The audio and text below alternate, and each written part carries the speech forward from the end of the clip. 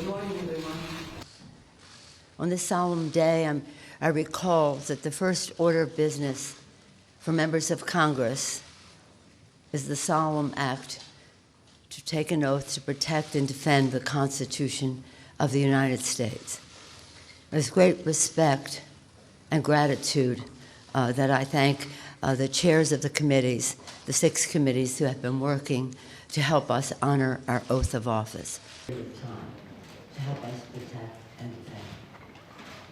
Today, in service to our duty to the Constitution and to our country, the House Committee on the Judiciary is introducing 2 articles of impeachment charging the President of the United States, Donald J. Trump, with committing high crimes and misdemeanors.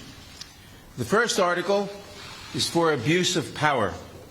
It is an impeachable offense for the President to exercise the powers of his public office to obtain an improper personal benefit while ignoring or injuring the national interest.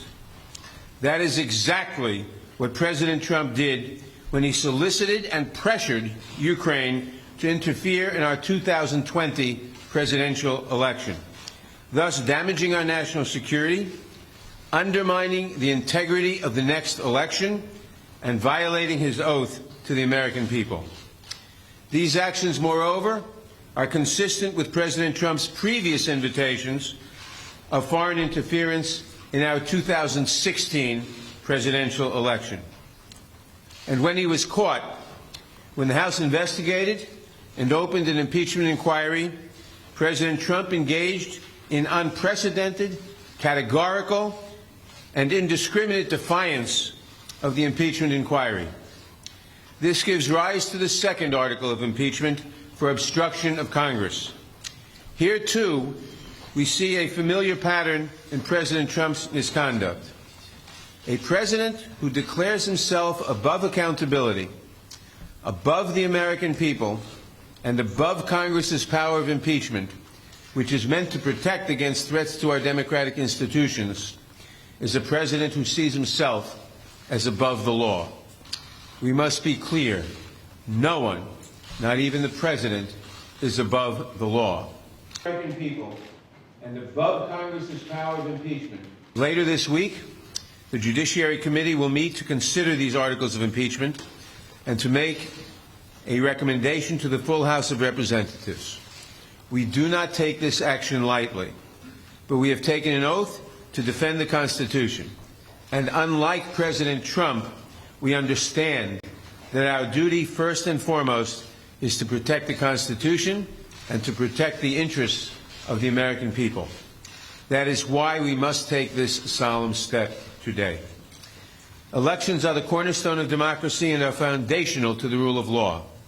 But the integrity of our next election is at risk from a president who has already sought foreign interference in the 2016 and 2020 elections and who consistently puts himself above country. That is why we must act now.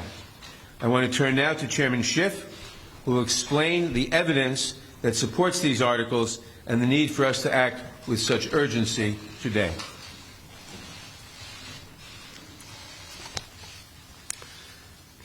Thank you, Mr. Chairman. Thank you, Madam Speaker, and to my colleagues, good morning.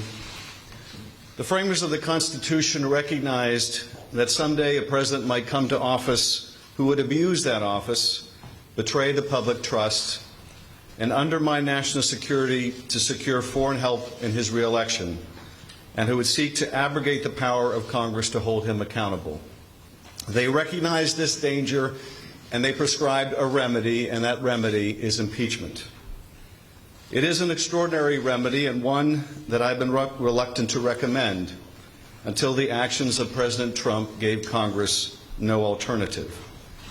We stand here today because the President's continuing abuse of his power has left us no choice. The evidence of the President's misconduct is overwhelming and uncontested.